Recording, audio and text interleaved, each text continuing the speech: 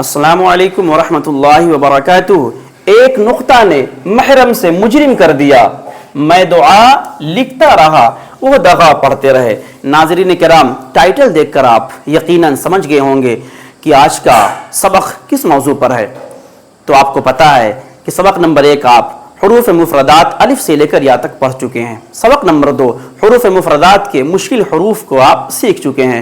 आज हम सबक नंबर 3 जो हुरूफ मुफरदात का तीसरा हिस्सा है, इसमें आपको नुक्ते की पहचान कराने की कोशिश करेंगे, क्योंकि हमारा मकसद सिर्फ ये है कि हम उन लोगों को भी कुरान करीम की तालीम दे सके जो अब तक कुरान करीम पढ़ना नहीं जानते और कुरान करीम पढ़ने की तमन्ना रखते हैं। तो हम आपको मिसाल के ज़रिए समझाने की कोशिश करेंगे कि नुक्ते की वजह से हर्फ किस तरह बदल जाते हैं, क्योंकि अरबी ज़बान में नुक्ते का बड़ा अहम किरदार होता है। आइए देखते हैं।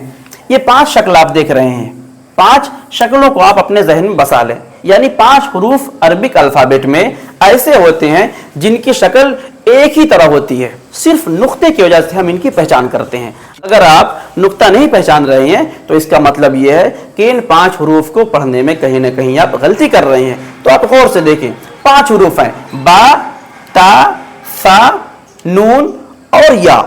यानी 5 हुरूफ ऐसे हैं जिनकी शक्ल जब भी आप कुरान करीम में पढ़ेंगे तो ये होगी, ये, और सिर्फ नुक्ते की वजह से हम इनकी पहचान कर पाएंगे। अगर एक नुक्ता नीचे होगा तो हम बा समझेंगे, इसी तरीके से एक नुक्ता ऊपर होगा तो हम नून समझेंगे, और अगर 2 नुक्ता ऊपर हो जाएगा तो हम ता समझेंगे, और इसी तरीके से 2 नुक्ता नीचे हो जाएगा तो हम इसे या समझेंगे, और अगर 3 नुक्ता ऊपर हो जाएगा तो हम इसे सा समझेंगे। यानी 5 हुरूफ एक दूसरे से मिलते जुलते हैं। अगर एक नुक्ता नीचे होगा तो बा कहेंगे, और एक नुक्ता ऊपर होगा तो नून पढ़ा जाएगा, और 2 नुक्ता ऊपर होगा तो ता कहेंगे, और 2 नुक्ते नीचे होंगे तो या समझा जाएगा, और 3 नुक्ते अगर ऊपर होंगे तो सा पढ़ेंगे। यानी 5 हुरूफ एक दूसरे से मिलते जुलते हैं और इनकी पहचान सिर्फ और सिर्फ नुक्ते की बुनियाद पर की जाती है। ऐसे ही 3 हुरूफ और हैं जिन्हें आप पहचानने में गलती कर सकते हैं।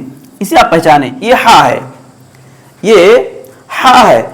जब इस पर नुक्ता नहीं होगा तो इसे हम हा पढ़ते हैं, और अगर नुक्ता इसके नीचे लगा दिया जाए तो हम इसे जीम कहते हैं। इसी तरीके से अगर नुक्ता ऊपर लगा दिया जाए तो इसे फिर हम खा कहते हैं। यानी 3 हुरूफ जिसे हा जो बगैर नुक्ते का होता है, और अगर एक नुक्ता नीचे हो तो जीम समझा जाता है, और एक नुक्ता ऊपर हो तो उसे खा कहते हैं। इसी तरीके से एक और हर्फ देखें जो कि ये आप पहचान ले, ये फा है। यानी फा जब होगा तो उसके ऊपर एक नुक्ता होगा, और जब काफ होगा तो इसके ऊपर 2 नुक्ते होंगे। और भी कई हुरूफ हैं जिन्हें आप नुक्ते की बुनियाद पर पहचानते हैं, जैसे ऐन। जब ऐन पे नुक्ता नहीं होता तो उसे हम ऐन कहते हैं, और अगर उसके ऊपर एक नुक्ता डाल दिया जाता है तो उसे गैन कहा जाता है। उम्मीद है कि आज का सबक आप समझ गए होंगे, और अपने सीने में कुरान करीम सीखने की तमन्ना रखते हैं तो ज़रूर अल्लाह उसके रसूल की रज़ा के लिए 15 मिनट रोज़ाना आप निकालें और कुरान करीम सीखने की कोशिश करें। इंशाअल्लाह ताला आप चंद हफ्तों में कुरान करीम सही तरीके से पढ़ना जान जाएंगे। अस्सलामु अलैकुम वरहमतुल्लाहि।